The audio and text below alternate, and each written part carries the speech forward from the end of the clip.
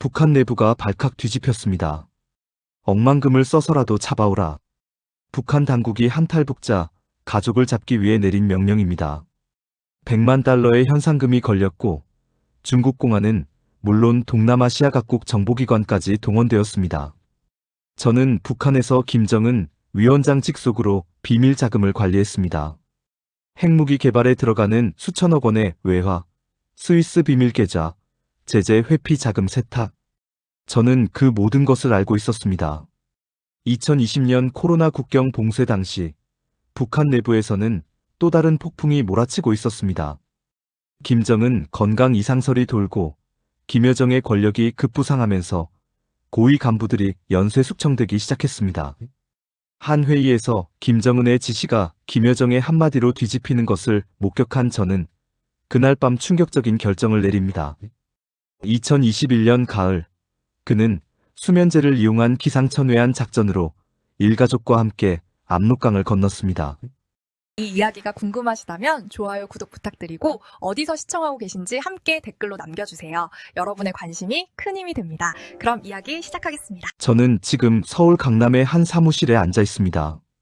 창밖으로는 사람들이 자유롭게 오가고 제 책상 위에는 고객들의 투자 포트폴리오 자료가 놓여 있어요. 금융 컨설턴트로 일하는 지금 이 평범한 일상이 제게는 여전히 기적처럼 느껴집니다. 과장님, 오늘 미팅 준비 다 됐습니다. 후배가 밝은 얼굴로 말을 건네면 저는 매번 가슴 한편이 먹먹해집니다. 이렇게 자유롭게 일하고 웃고 커피를 마실 수 있다는 것이요. 하지만 불과 3년 전만 해도 저는 평양 중심부에 있는 당 청사에서 김정은 위원장 직속으로 비밀 자금을 관리하던 고위 간부였습니다. 정확히 말하면 39호실 산하비밀 재정실 외화조달국 부국장이었죠. 핵무기와 미사일 개발에 들어가는 수천억 원의 외화를 다루던 사람이었습니다. 동무는 원수님의 눈과 손이요. 단 한 푼의 오차도 있어서는 안 돼요. 상급 간부가 제게 했던 말입니다. 그때 저는 그 말의 무게를 자랑스럽게 여겼어요. 스위스 은행 비밀 계좌, 중국 무역회사를 통한 자금 세탁, 동남아시아 더미 기업들. 저는 김 위원장이 쓸 수 있는 돈의 흐름을 책임지는 사람이었습니다. 제 가족은 평양에서도 특권층이었습니다. 아내는 외국어 대학 교수였고 아들은 군사종합대학 장교 후보생, 딸은 평양 외국어 대학에 다니고 있었어요. 우리는 중앙당 간부 전용 아파트에 살았고 외화 상점에서 수입식품을 자유롭게 살 수 있었죠. 그런 제가 왜 목숨을 걸고 탈북을 결심했을까요? 2021년 10월 15일 밤 11시 압록 강변 초소 앞에서 저는 떨리는 손으로 경계병에게 보온병을 건넸습니다. 그 안에는 중국산 수면제가 녹아 있었어요. 동무, 2차 한잔 하시게. 오늘 밤은 유난히 춥지 않소? 저는 최대한 평온한 목소리로 말했습니다. 제 뒤로는 아내와 23인 아들, 20살인 딸이 어둠 속에 숨어 숨죽이며 서 있었습니다. 아이고, 고맙소 동무. 정말 부국장 동무는 우리 같은 하급 병사들도 잘 챙겨주시는구만. 경계병은 반가운 얼굴로 보온병을 받았습니다. 저는 지난 석 달 동안 이 초소 경계병들과 친분을 쌓아왔어요. 가끔씩 담배나 중국산 과자를 건네며 고생이 많소라고 말을 건네곤 했죠. 요즘 위에서 경계를 더 강화하라고 난리더군. 동무도 조심하시게. 경계병이 차를 마시며 말했습니다. 저는 고개를 끄덕이며 대답했어요. 그래야지.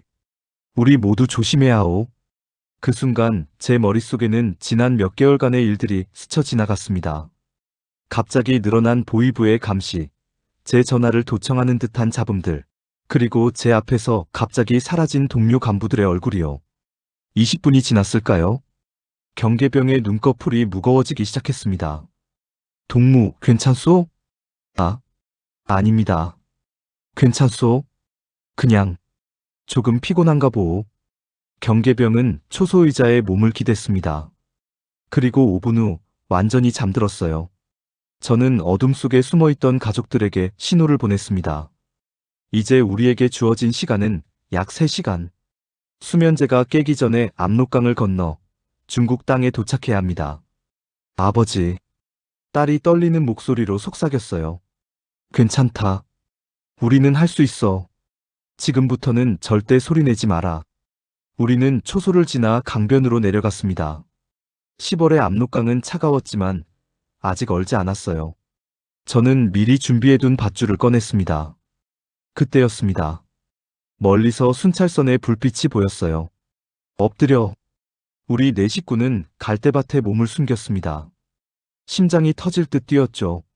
만약 지금 발각되면 우리는 그 자리에서 총살당할지도 모릅니다. 순찰선은 다행히 우리 쪽으로 오지 않고 지나갔습니다. 하지만 우리에게 남은 시간은 더욱 줄어들었어요. 북한 당국은 나중에 우리 가족을 찾기 위해 억만금을 써서라도 잡아오라는 지시를 내렸다고 합니다. 중국 공안은 물론 동남아시아 각국 정보기관에까지 현상금을 걸었다고 하더군요. 제가 알고 있는 비밀들이 너무 많았기 때문입니다. 김정은의 비자금이 어디에 있는지, 핵무기 개발 자금이 어떻게 흘러가는지, 제재를 피해 어떤 루트로 돈이 움직이는지. 저는 그 모든 것을 알고 있었어요. 2018년 4월, 평양은 그 어느 때보다 들떠 있었습니다. 김정은 위원장과 문재인 대통령의 판문점 남북 정상회담 소식이 전해지면서 거리에는 희망적인 분위기가 감돌았어요. 물론 일반 인민들이 느끼는 희망과 우리 같은 고위 간부들이 아는 현실은 달랐지만요. 동무, 이번 정상회담으로 제재가 풀릴 것 같소? 같은 부서 과장이 제게 물었습니다. 저는 조심스럽게 대답했죠. 글쎄요. 위에서는 핵무기는 절대 포기 안 한다고 하지 않았소. 제재 완화는 어렵지 않겠소? 그해 여름, 저는 비밀재정실 외화조달국 부국장으로 승진했습니다. 당시 41살이었어요. 평양 중심부, 당 청사 지하 3층에 있는 비밀 사무실이 제 새 직장이었습니다. 부국장 동무, 이 방의 존재 자체가 국가기밀이요. 가족에게도 절대 말해서는 안 돼요. 국장이 제게 신신당부했습니다. 저는 그날부터 김정은 위원장의 비자금을 관리하는 일을 맡게 되었어요. 구체적으로 말하면 스위스와 싱가포르, 홍콩에 있는 비밀 계좌를 통해 핵무기와 미사일 개발 자금을 조달하고 관리하는 일이었습니다. 제 책상 위에는 매일 아침 암호화된 보고서가 올라왔어요. 중국 단독 무역회사를 통해 2천만 달러 입금 완료. 싱가포르 투자회사 명의로 3,500만 달러 이체. 베트남 하노이 더미 기업 통해 500만 달러 인출. 저는 이 돈들이 어디로 가는지 정확히 알고 있었습니다. 영변 핵시설 확장 공사비, 대륙간 탄도미사일 부품 구매비, 그리고 김정은 일가의 사치품 구입비까지요. 2019년 2월 하노이 북미 정상회담이 결렬되던 날을 저는 생생히 기억합니다. 동무들, 비상 소집이요. 국장이 급히 우리를 불러 모았어요. 그날 밤 우리는 새벽 3시까지 일했습니다. 제재 강화에 대비해 자금을 더 깊숙이 숨겨야 했거든요. 이 계좌들을 모두 케이맨 제도와 바누아투로 이전하시오. 미국 정보기관이 추적하지 못하게. 네, 동무. 즉시 처리하겠습니다. 그때만 해도 저는 제가 하는 일에 자부심을 느꼈어요. 조국을 위해, 원수님을 위해 봉사한다고 생각했죠. 그렇게 믿고 싶었습니다. 제 가족은 평양에서도 최상류층 생활을 누렸습니다. 우리가 살던 아파트는 보통강구역 중앙당 간부 전용 아파트 15층이었어요. 엘리베이터가 작동하고 하루 24시간 전기가 들어오는 몇 안 되는 건물 중 하나였죠. 여보, 오늘 외화 상점에서 스위스 초콜릿 사왔어요. 아이들 줄까요? 아내가 밝은 얼굴로 말했습니다. 외화 상점은 달러나 유로로만 물건을 살 수 있는 곳이었어요. 일반 인민들은 꿈도 꿀 수 없는 곳이었죠. 그래, 주게. 아이들 공부하느라 고생이 많으니까. 아들은 당시 20살로 군사종합대학 장교 후보생이었습니다. 졸업하면 인민군 소위로 임관할 예정이었어요. 아버지, 저 졸업하면 전략군으로 배치받고 싶습니다. 전략군? 그건 미사일 부대 아니냐? 네, 아버지. 요즘 가장 중요한 부서잖습니까? 거기서 일하면 승진도 빠르다고 하더군요. 딸은 평양 외국어 대학에서 영어를 전공하고 있었습니다. 영어를 잘하면 외교관이나 무역 일꾼으로 일할 수 있었어요. 아빠, 저 이번 학기 성적 전 과목 우 받았어요. 그래, 잘했다. 우리 딸 정말 똑똑하구나. 2019년 가을, 저는 국장과 함께 베이징에 출장을 갔습니다. 표면적으로는 무역회의 참석이었지만 실제로는 중국 은행가들을 만나 비밀 계좌를 개설하는 일이었어요. 김동무, 이 서류에 서명하시오.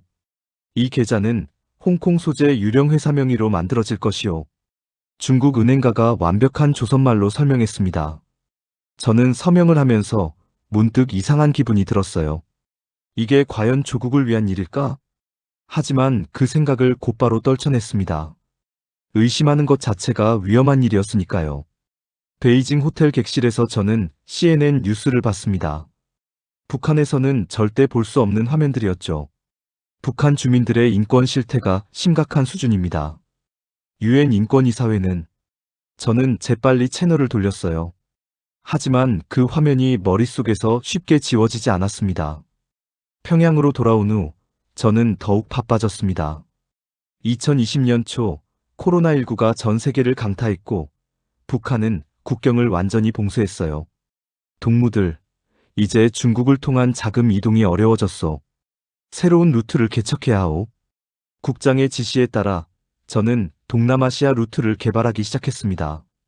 베트남, 라오스, 캄보디아에 더미 회사를 만들고 그곳을 통해 자금을 세탁하는 방법이었죠.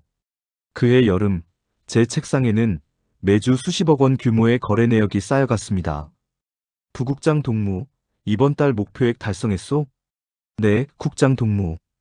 계획보다 10% 초과 달성했습니다. 훌륭하오. 이 공로로 동무는 이번에 표창을 받을 것이오. 2020년 10월, 저는 당창건 기념일에 3급 국기훈장을 받았습니다. 김정은 위원장이 직접 수여하는 것은 아니었지만 조직지도부 부부장이 제 가슴에 훈장을 달아줬어요. 부국장 동무의 헌신적인 노력으로 우리 공화국이 제국주의자들의 제재를 이겨내고 있어. 앞으로도 원수님을 위해 충성하시오. 감사합니다, 동무. 목숨 다해 충성하겠습니다. 그날 저녁 가족들과 함께 특별 배급으로 받은 소고기로 저녁을 먹었습니다.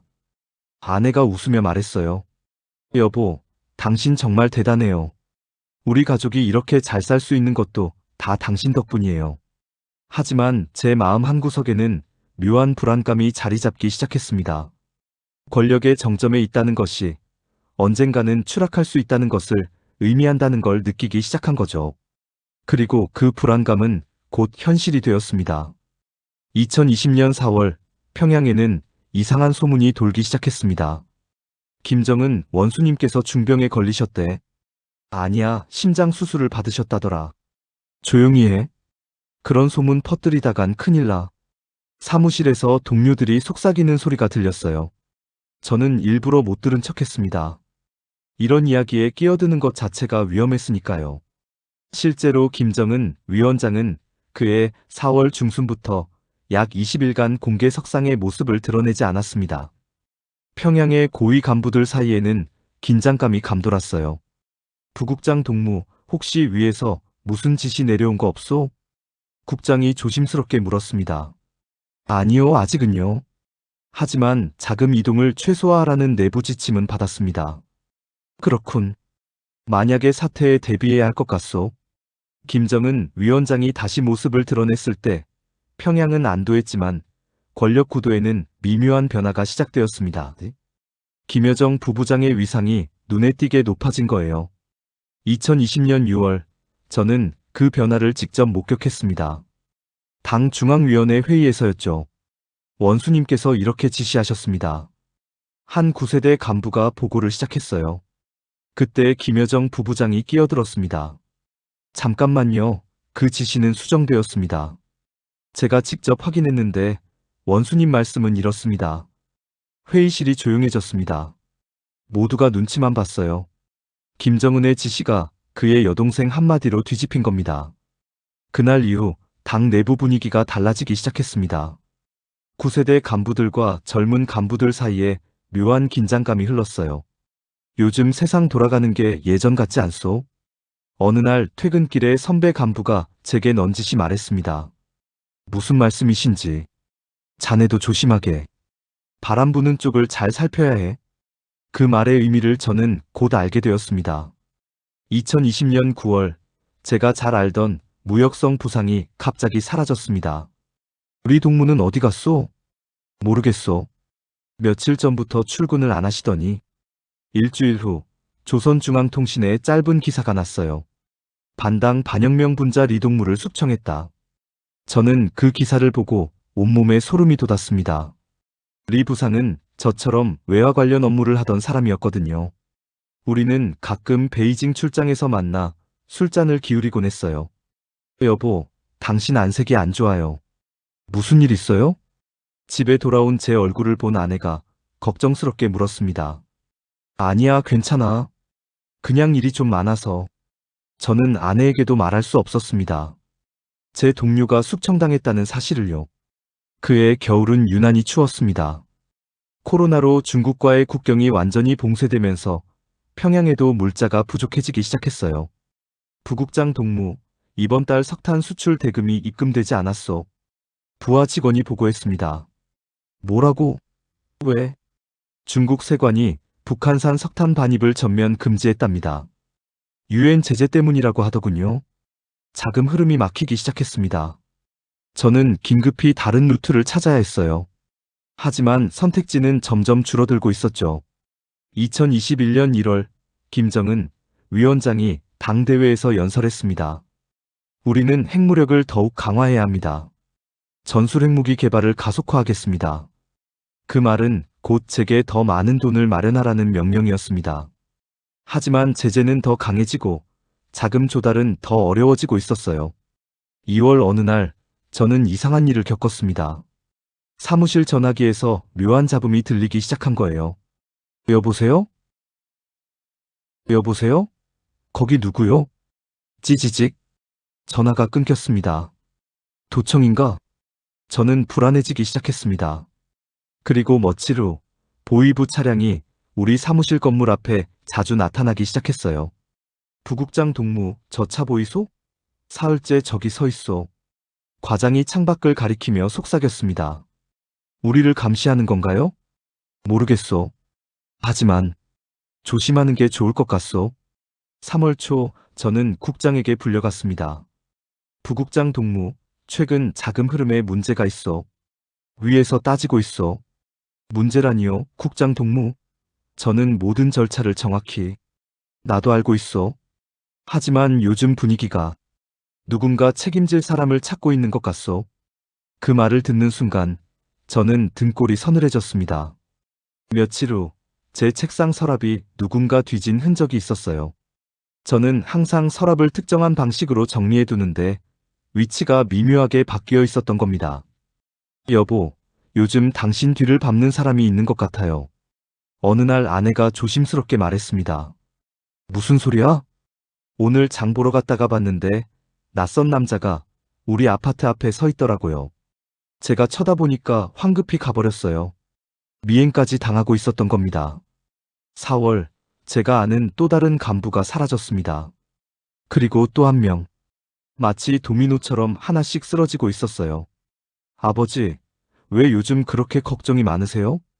딸이 물었습니다. 아니다. 아빠는 괜찮아. 하지만 괜찮지 않았습니다. 저는 매일 밤 악몽을 꿨어요. 보위부 요원들이 새벽에 집으로 쳐들어와 저를 끌고 가는 꿈이었죠. 5월 어느 날 출근길에 제 차 옆에 낯선 차가 바짝 붙어서 따라왔습니다. 저는 일부러 다른 길로 돌아갔지만 그 차는 계속 따라왔어요. 그날 저녁 저는 결심했습니다. 더 이상은 안 되겠어. 뭔가 대책을 세워야 해. 하지만 어떤 대책을 세울 수 있을까요? 북한에서 권력자의 의심을 산다는 것은 곧 죽음을 의미했습니다. 그리고 6월 결정적인 사건이 일어났습니다. 부국장 동무, 내일 당 조직지도부에 출석하라는 연락이 왔소. 국장이 창백한 얼굴로 제게 말했습니다. 조직지도부 소환. 그것은 보통 숙청의 전조였어요. 무슨 이유로요? 자금관리 부실에 대한 조사라고 하오. 하지만 국장은 말을 잇지 못했습니다. 우리 둘 다 알고 있었죠. 이것이 무엇을 의미하는지. 그날 밤 저는 잠을 이룰 수 없었습니다. 창밖을 내다보니 아파트 앞에 검은 세단 한 대가 서 있었어요. 이제 시간이 얼마 남지 않았구나. 저는 그렇게 생각했습니다. 그리고 그날 밤, 저는 생각지도 못한 결정을 내리게 됩니다. 탈북이라는 목숨을 건 선택을요. 2021년 6월 15일 조직 지도부에 출석하기 이틀 전이었습니다. 새벽 2시 제 휴대전화가 울렸어요. 발신자는 대학 시절 룸메이트였던 최동무였습니다. 그는 지금 국가안전보위부에서 일하고 있었죠. 여보세요? 밖으로 나오게. 지금 당장. 아파트에서 300m 떨어진 공원으로. 목소리가 떨리고 있었습니다. 저는 심상치 않은 기운을 느꼈어요. 알겠네. 저는 옷을 걸쳐 입고 조용히 집을 나섰습니다. 새벽 공기는 차가웠고 거리는 텅 비어 있었어요. 공원 벤치에 최동무가 앉아 있었습니다. 그의 얼굴은 창백했어요. 자네, 명단에 올랐네. 뭐? 내일 모레 조직지도부 출석은 형식일 뿐이야. 이미 결정이 났어. 자네를 숙청하기로. 머릿속이 하얘졌습니다. 왜? 내가 뭘 잘못했는데? 김여정 동무 쪽 사람들이 자네를 지목했어. 9세대 간부들을 정리하는 거야. 자네가 관리하던 비자금 중 일부가 행방불명됐다는 명목이고. 그건 말도 안 돼. 나는 모든 장부를 정확히 알아. 나도 알아. 하지만 그들이 명분을 만들어낸 거야. 자네뿐만 아니라 자네 가족도 위험해. 가족이라는 말에 저는 온몸이 얼어붙었습니다. 자네를 왜 도와주는 건가? 우린 대학 때 같은 방 썼잖아.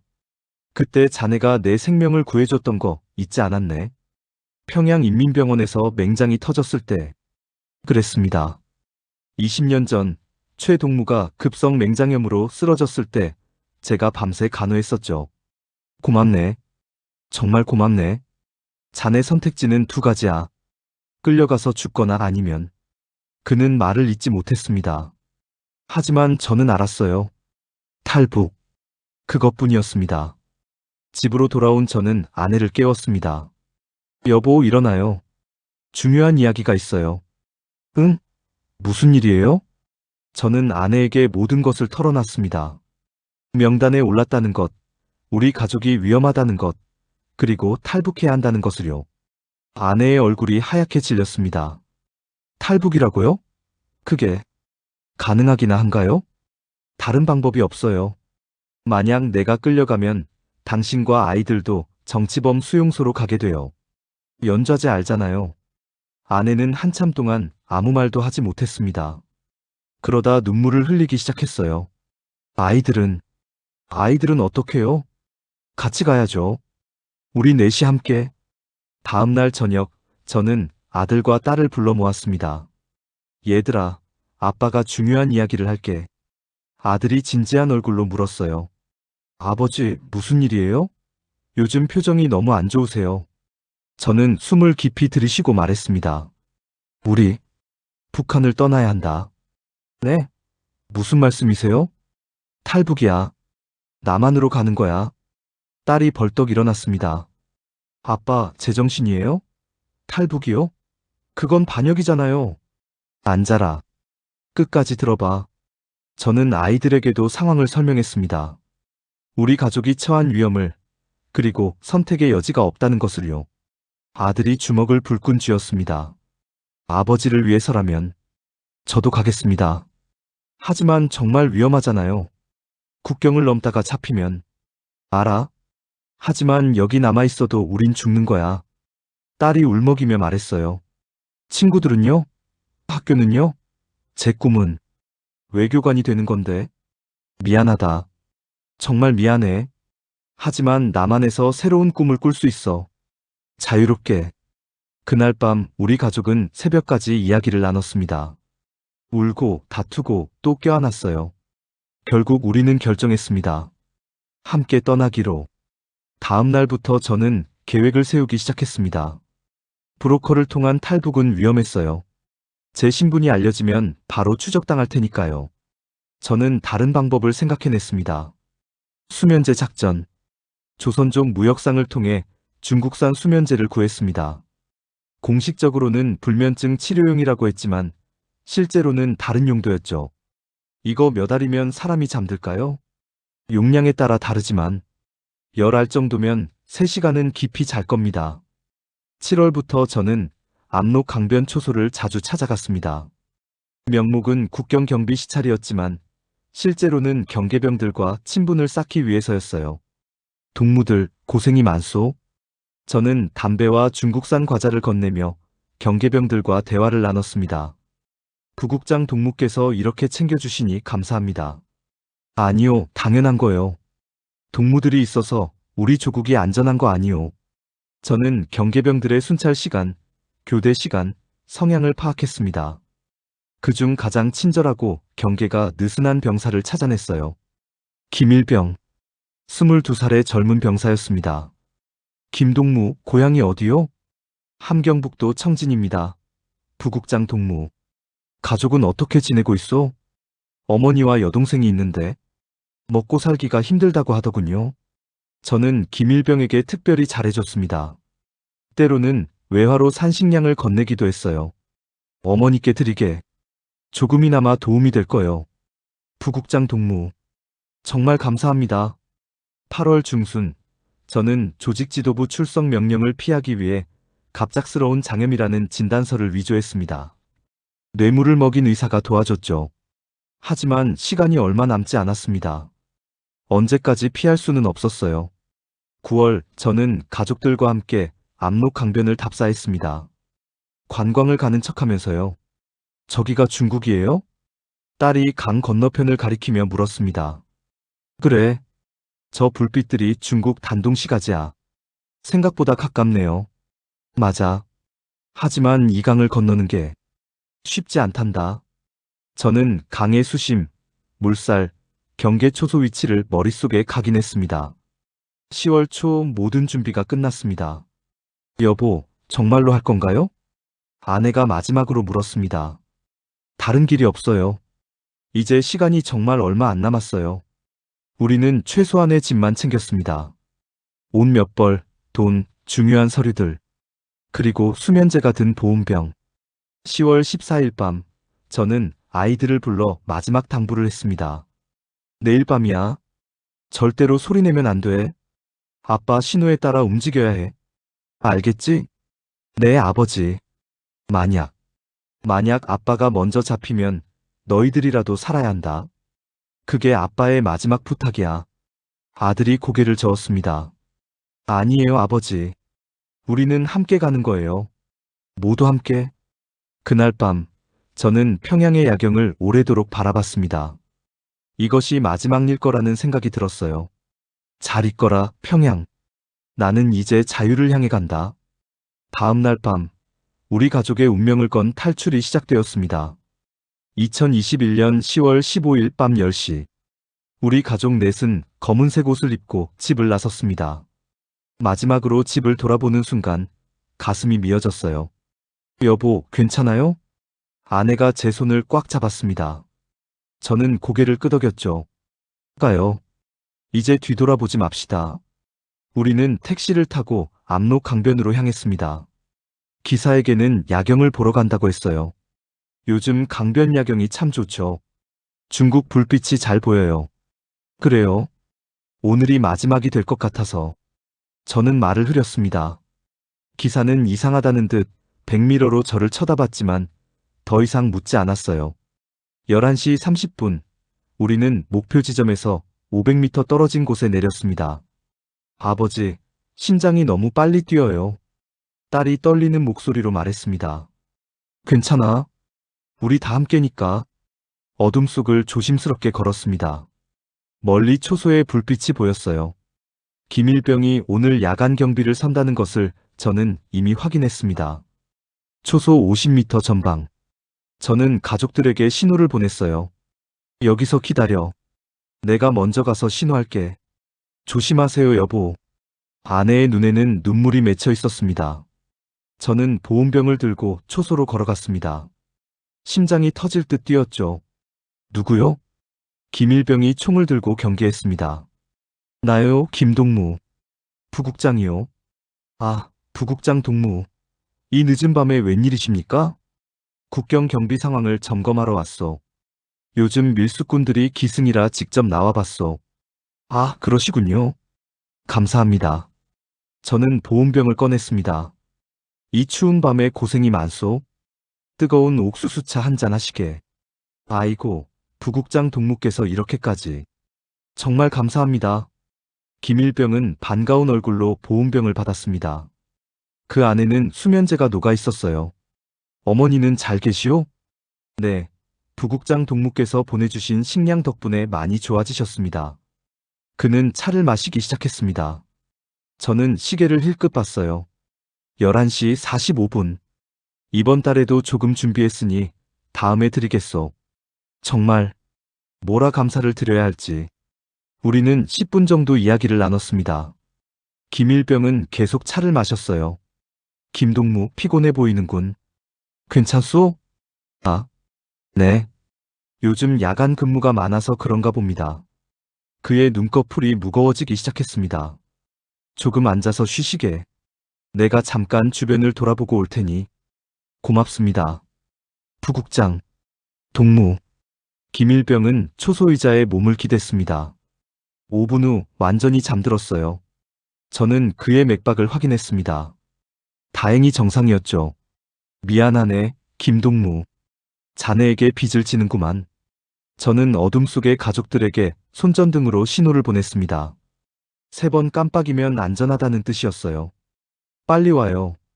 시간이 없어요. 가족들이 조용히 다가왔습니다. 우리는 초소를 지나 강변으로 내려갔어요. 여기서부터는 절대 소리내면 안 돼. 알겠지? 네, 아버지. 자정. 우리는 압록 강변에 도착했습니다. 강물은 생각보다 빨랐습니다. 10월 중순이라 수온도 차가웠어요. 여보, 물이 너무 차요. 참아요. 우리 할 수 있어요. 저는 미리 준비한 밧줄을 꺼냈습니다. 4사람을 연결하기 위한 안전줄이었죠. 이걸 허리에 묶어. 만약 누가 떠내려가더라도 함께 있을 수 있게. 밧줄로 서로를 연결한 우리는 강물 속으로 들어갔습니다. 으악, 차가워. 딸이 작은 비명을 질렀어요.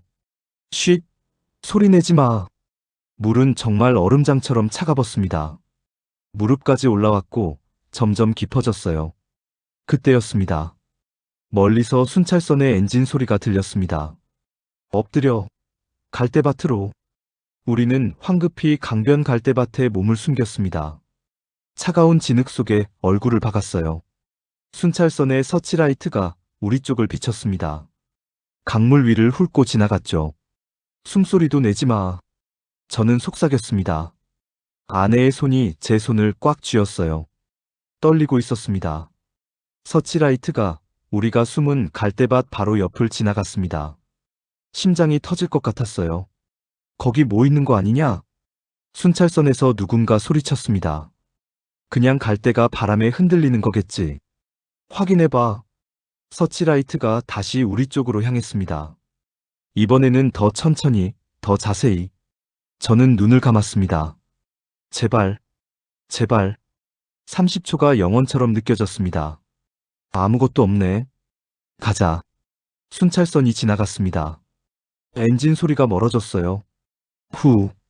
아들이 긴 한숨을 내쉬었습니다. 아직 끝난 게 아니야. 계속 가자. 우리는 다시 강물 속으로 들어갔습니다. 물이 허리까지 차올랐어요. 아빠, 저 발이 미끄러워요. 딸이 소리쳤습니다. 저는 재빨리 딸의 팔을 잡았어요. 괜찮아, 괜찮아. 내가 잡았어. 강 중간쯤 왔을 때 또 다른 위기가 닥쳤습니다. 군견 짖는 소리가 들린 거예요. 멍멍, 멍멍. 북한 쪽 강변에서 군견이 우리 냄새를 맡은 것 같았습니다. 빨리, 빨리 가야 해. 우리는 필사적으로 강을 건넜습니다. 물이 가슴까지 차올랐고 물살에 몸이 떠밀렸어요. 엄마, 엄마 손이 차가워요. 딸이 울먹였습니다. 조금만 더. 저기 보여. 중국 땅이 보인다. 건너편 강변이 점점 가까워졌습니다. 20m, 10m, 5m. 거의 다 왔어. 조금만 더. 저는 먼저 강변에 올라가 아내의 손을 잡아당겼습니다. 그리고 아들, 딸. 해냈다. 우리 해냈어. 우리 4명은 중국 땅에 쓰러졌습니다. 온몸이 얼어붙을 것 같았지만 가슴 속에는 뜨거운 것이 끓어올랐어요. 여보, 우리 정말 살았어요. 아내가 울면서 말했습니다. 응, 우리 살았어. 하지만 기뻐할 시간은 없었습니다. 멀리서 또다시 궁견 짖는 소리와 고함 소리가 들렸어요. 초소 경계병이 잠들어 있다. 수색대 출동. 우리는 재빨리 일어나 어둠 속으로 뛰었습니다. 새벽 1시 30분. 우리는 중국 단동시 외곽의 한 폐가에 숨었습니다. 이제 괜찮은 건가요? 딸이 떨리는 목소리로 물었습니다. 저는 고개를 저었어요. 아니야. 이제 시작이야. 북한은 우리를 찾기 위해 총력을 기울일 거야. 그리고 제 예감은 정확했습니다. 며칠 후 북한 당국은 억만금을 써서라도 저들을 잡아오라는 명령을 내렸다고 합니다. 우리의 도주는 이제 막 시작되었습니다. 새벽 5시, 폐가의 차가운 바닥에서 저는 잠을 깨웠습니다. 여보, 깨어 있었어요? 아내가 속삭였습니다. 그녀도 한숨도 못 잔 것 같았어요. 응. 밖에 인기척이 있는 것 같아서. 우리는 낡은 폐가에 숨어 있었습니다. 창문은 깨져 있었고 벽에는 곰팡이가 피어 있었죠. 하지만 우리에게는 이곳이 유일한 은신처였습니다. 배고파요. 딸이 작은 소리로 말했습니다. 우리는 20시간 넘게 아무것도 먹지 못한 상태였어요. 조금만 참아라. 아빠가 곧 뭐라도 구해올게. 하지만 어떡해요? 우리는 중국에 아무런 연고도 없었고 중국어도 제대로 못했습니다. 오전 8시쯤 저는 조심스럽게 폐가 밖으로 나갔습니다. 멀리 마을이 보였어요. 일단 먹을 것부터 구해야 해. 저는 주머니에 있던 달러를 꺼냈습니다. 북한에서 가져온 비상금이었죠. 약 5,000달러 정도 되었습니다. 마을 구멍가게에 들어갔습니다. 주인은 조선족으로 보였어요. 저 빵이랑 물 좀 주세요. 저는 어눌한 중국어로 말했습니다. 주인이 저를 위아래로 훑어봤습니다. 제 옷이 젖어 있고 흙투성이인 것을 본 거죠. 북에서 왔어요? 주인이 조선말로 물었습니다. 저는 움찔했어요. 아닙니다. 거짓말하지 마세요. 여기 사람들 보면 다 알아요. 조심하세요. 요즘 공안들이 탈북자 단속 심하게 해요. 주인은 빵과 물을 건네며 말을 이었습니다. 여기서 오래 있으면 안 돼요. 빨리 남쪽으로 가세요. 감사합니다. 저는 음식을 들고 폐가로 돌아왔습니다. 가족들이 빵을 먹는 모습을 보며 저는 다음 계획을 생각했어요. 어떻게 남쪽으로 갈까? 브로커를 찾아야 하는데. 그날 오후 제 휴대전화가 울렸습니다. 북한에서 가져온 전화였어요. 저는 깜짝 놀라 전화를 꺼버렸습니다. 여보, 전화기를 버려야 해요. 위치 추적당할 수 있어요. 알아요. 하지만 혹시 연락이 올까봐. 그때 또 전화가 울렸습니다. 발신자는 제 동생이었어요. 저는 망설이다가 전화를 받았습니다. 여보세요? 형님 어디 계세요? 동생의 목소리는 다급했습니다. 나는 지금 안전한 곳에 있다. 형님, 평양이 난리 났어요. 보이부가 형님 집을 샅샅이 뒤졌어요. 그리고 뭐? 형님을 잡아오는 사람에게 100만 달러를 준다고 했어요. 중국 공안, 베트남 공안까지 다 동원됐대요. 100만 달러. 그것은 엄청난 금액이었습니다. 형님 지금 중국에 계시죠? 빨리 피하세요.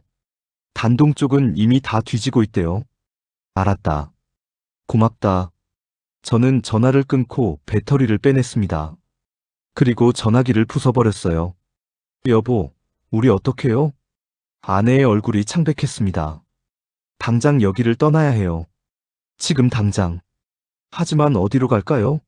우리는 중국 땅에서 완전히 고립되어 있었습니다. 그날 밤, 저는 다시 그 구멍가게를 찾아갔습니다. 주인장, 도와주세요. 남쪽으로 갈 방법이 필요합니다. 주인은 한참을 저를 바라보더니 전화번호 하나를 적어줬습니다. 이 사람한테 전화하세요. 하지만 조심하세요. 요즘 브로커 중에 사기꾼도 많아요. 감사합니다. 저는 공중전화로 그 번호에 전화를 걸었습니다. 여보세요? 저 남쪽으로 가고 싶은데요. 몇 명이에요? 4명입니다. 가족입니다.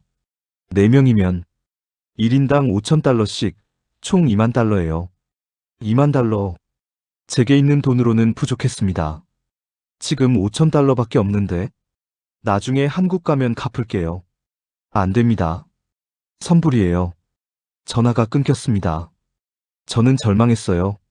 어떡하지? 어떻게? 그때 아들이 다가왔습니다. 아버지, 제가 남겠습니다. 뭐? 저 혼자 남으면 돈이 되잖아요. 아버지, 어머니, 동생만 먼저 가세요. 안 돼. 우리는 함께 가는 거야. 하지만 돈이 없잖아요. 우리는 말다툼을 했습니다. 결국 아들이 울면서 말했어요. 저는 아버지가 죽는 걸 볼 수 없어요. 차라리 제가. 닥쳐. 우리는 모두 함께 간다. 그날 밤, 저는 아무도 모르게 폐가를 나섰습니다. 마을 뒷골목에서 어두운 거래가 이루어지는 곳을 찾았어요. 여기서 뭐 하는 거요?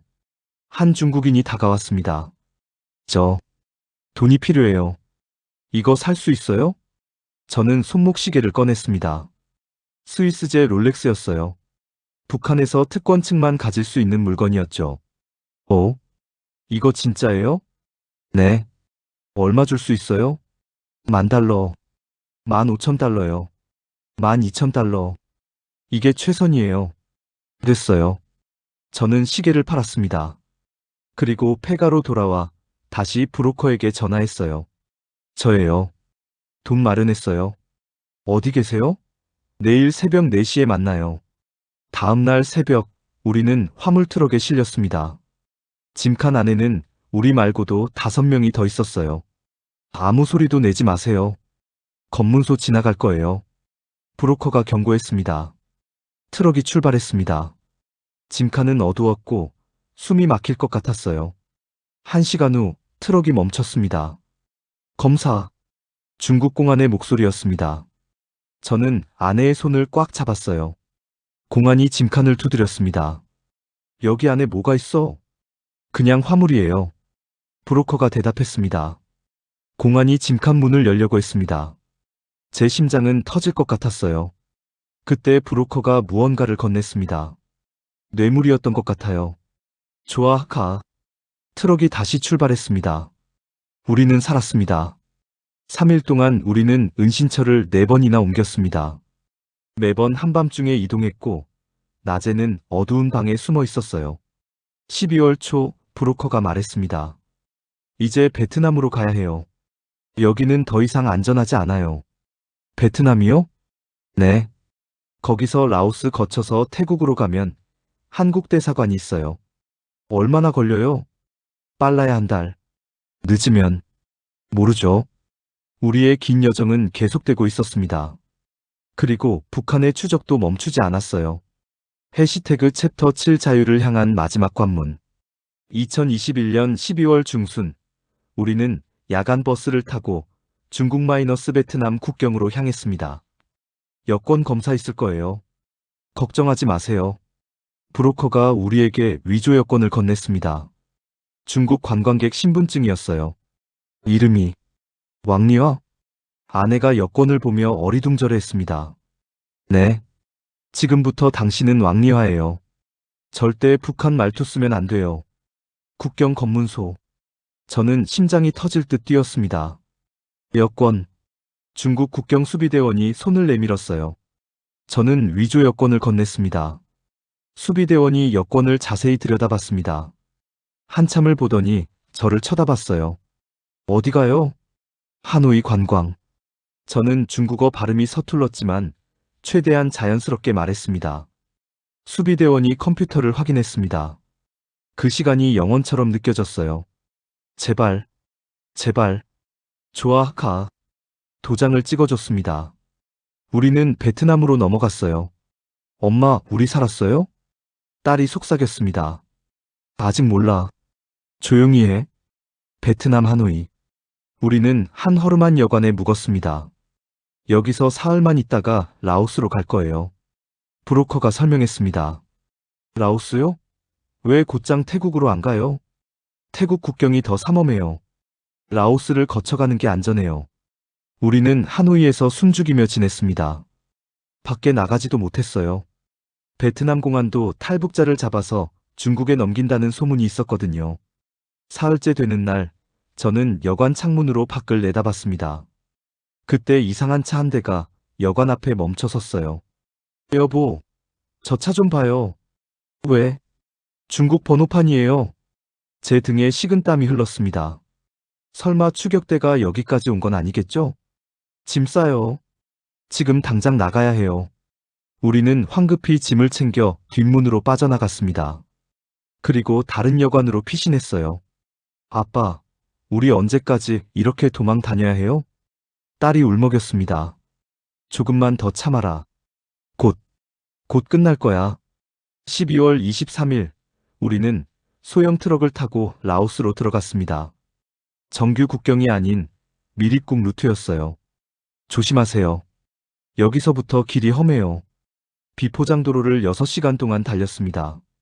트럭이 심하게 흔들려서 멀미가 났어요. 으억, 토할 것 같아요. 아들이 신음했습니다. 참아라. 조금만 더. 라오스 비엔티안에 도착했을 때는 한밤중이었습니다. 여기서 일주일 기다려야 해요. 태국 가는 배를 준비해야 하거든요. 일주일이요? 네.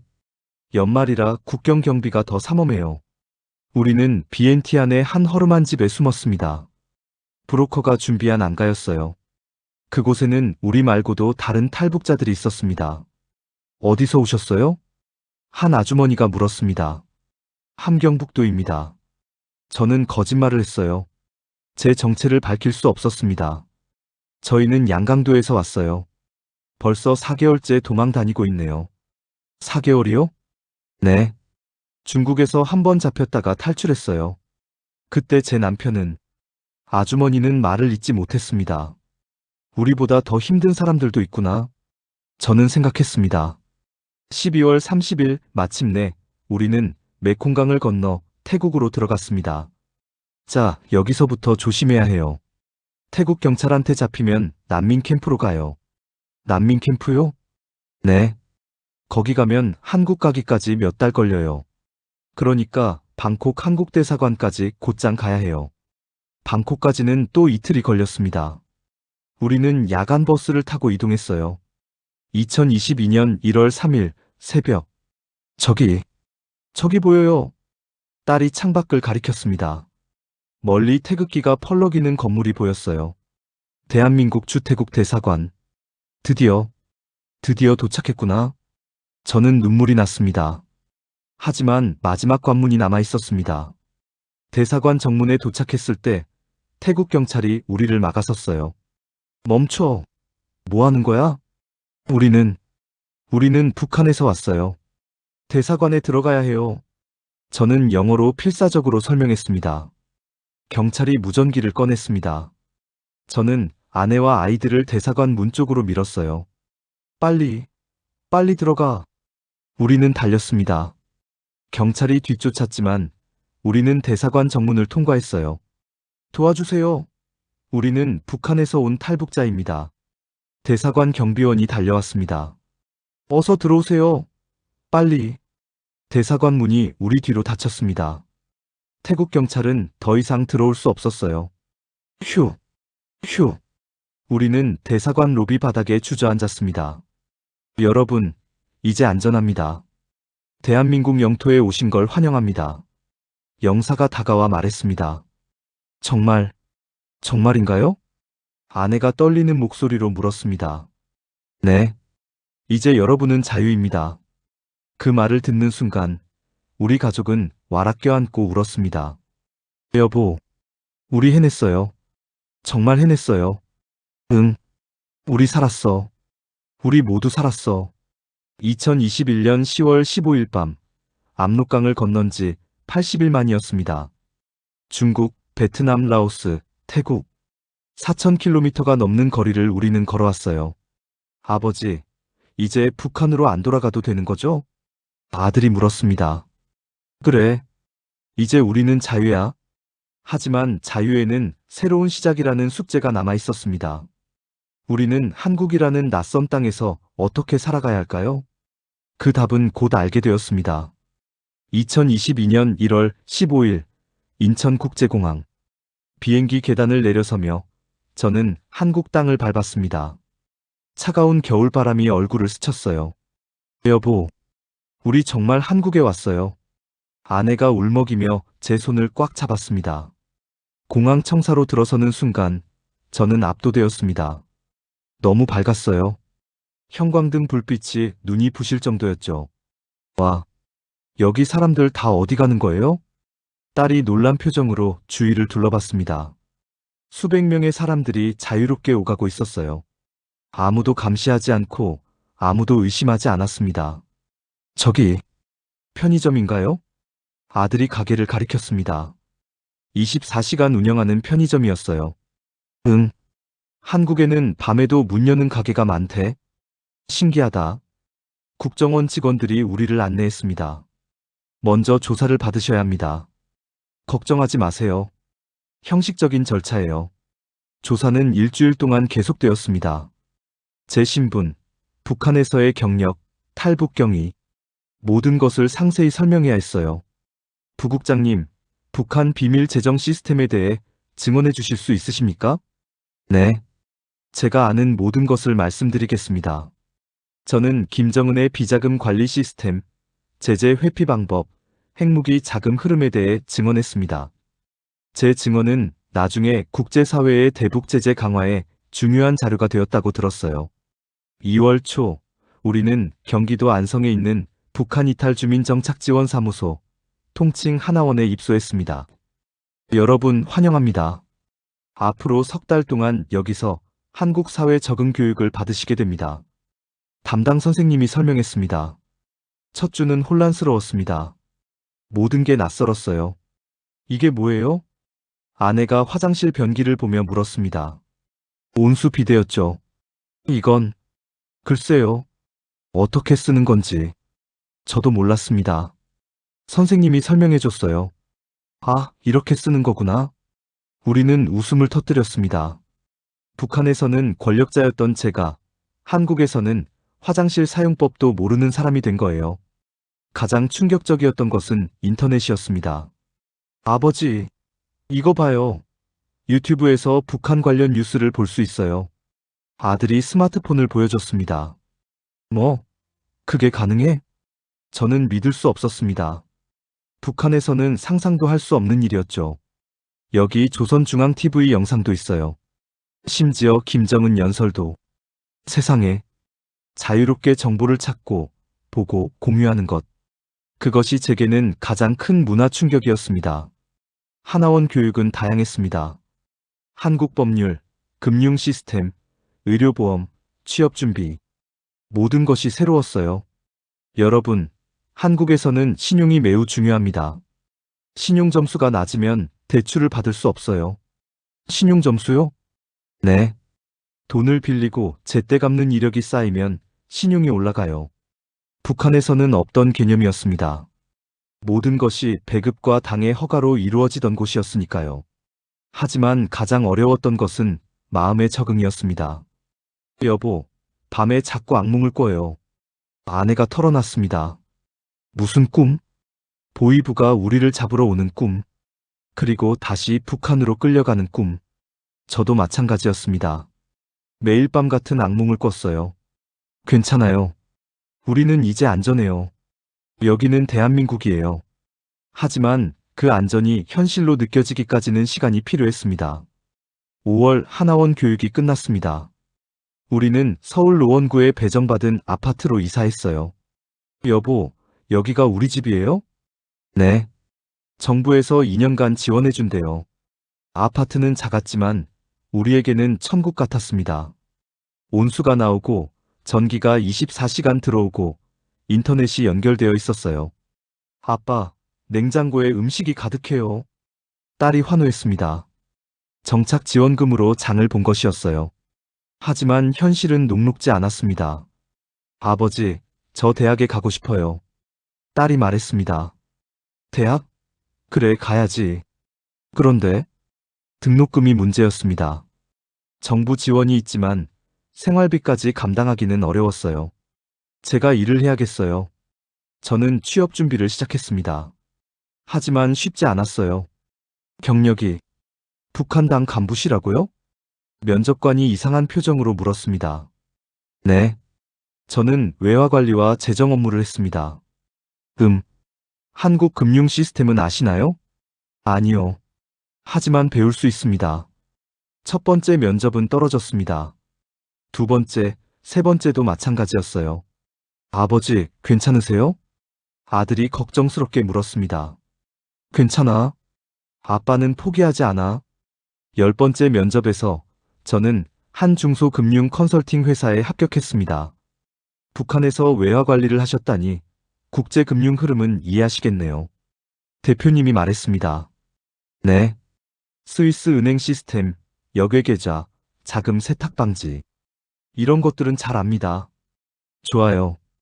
우리 회사는 중소기업 해외 투자 컨설팅을 하거든요.